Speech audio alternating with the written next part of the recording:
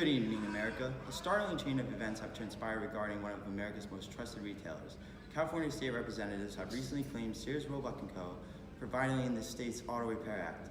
Charged on the basis of fraud, auto repair shops associated with Sears have been under secret investigation by California officials for quite some time. We're going to now tune in to our on-ground reporter for more insight on the current situation. Thank you, Ryan. California Consumer Affairs officials today charged Sears, Roebuck & Co. with frequently cheating automobile repair customers in the state and sought to shut down the chain's 72 California repair shops. The California investigation has triggered interest in Sears and auto centers nationwide, according to officials here. Between December 1990 and August 1991, investigators made 38 visits to 27 Sears auto centers throughout California with cars that needed minor brake repairs but had no mechanical problems. In 34 instances, Sears mechanics performed work that investigators said was unnecessary. Similar to investigations in New Jersey, along with 41 other states, reached the same conclusion. At least 12 types of fraud were filed. Thank you, Tyler. To understand why Sears has fallen into this current predicament, we first need to look at the individuals responsible. The businessmen on corporate pulling the strings ran a business modeling a bad barrel. The company decided to pay out pay incentives, which were basically commission in order to encourage the shops and mechanics to repair cars faster. Corporate offered increased pay on top of the worker's salary based on repair speed exceeding Sears' quota for completed car repairs. To collect more pay, auto workers acted on behalf of their self-interest rather than the customers. To understand why Sears' pay incentive system promoted unethical behavior, Skype guest Christian Avila, who specializes in unethical behavior, will shed some light on the subject. Christian, can you hear me? Yes, thank you, Ryan, for having me. Sears made many unethical decisions that had a major impact on their public image. Sears committed fraudulent activities against their customers to try and generate the most profit possible for each repair. Sears was struggling financially, which is why the pay incentive system was put into place. Sears believed that if they gave the workers this type of motivation, it would eventually be able to bring the company out of financial struggles. This is an unethical way of combining the financial issue.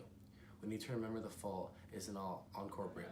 It is a mechanic's responsibility to be honest with their customer and not use their skilled expertise as a way of manipulating customers. What's mind-blowing is the fact that investigators found an average of $223 worth of unnecessary repair. For a trusted company like Sears, who advertises themselves as the country's most trusted retailer, this is unacceptable. I totally agree. Being that Sears has been around for so long and has prided themselves on the fact that they do consider themselves as the U.S.'s most trusted retailer is staggering. What I find even more intriguing is the fact that the average cost was $223 for unnecessary repairs. The lawsuit Sears is facing is estimated to range in the millions. Christian, how do you think Sears could have avoided the millions of dollars in lawsuits and the unethical way they handled their financial situation? Well, Ryan, first off, Sears should have laid off workers, foreclosed their least profitable stores, and created a plan that would slowly help downsize the company with the intent to generate money. If Sears would have done this instead of taking advantage of their customers, they could have avoided the fraudulent activities performed by Sears auto workers and would have saved them millions of dollars in lawsuits. Laying off employees would have been Sears' best decision in this case because it had given the corporation the extra boost of finances that they need to get back on their feet. Even if Sears was forced to shut down a few stores, it would have saved their overall company's brand and the customer loyalty. Since the incident made headlines, Sears is the beginning of foreclosed locations across the United States. And while losing a very large amount of their customer base, in the end, what an unethical decision made by Sears was what ultimately brought them to the downfall of one's respective retailer. Thank you, Christian. That is all the time we have today. Ultimately, the decision Sears made in order to reverse their financial struggle was extremely unethical. Retailers like Sears, who are present in almost every U.S. state, cannot afford to cheat their customers. Because for Sears, their customers make up most of the U.S. All the lawsuits and staining of their brand could have been prevented by having a more ethical approach in downsizing and budgeting. The company is spiraling out of control, losing sight of their true ethical and moral culture, leaving myself and the American public to question Sears' true intentions. It'll be interesting to see how this will affect Sears in the future and whether or not they can overcome what happened.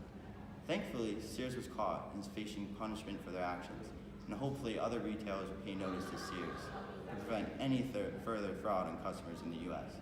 That's all we have for today's report, and I thank you all for tuning in. See you next week.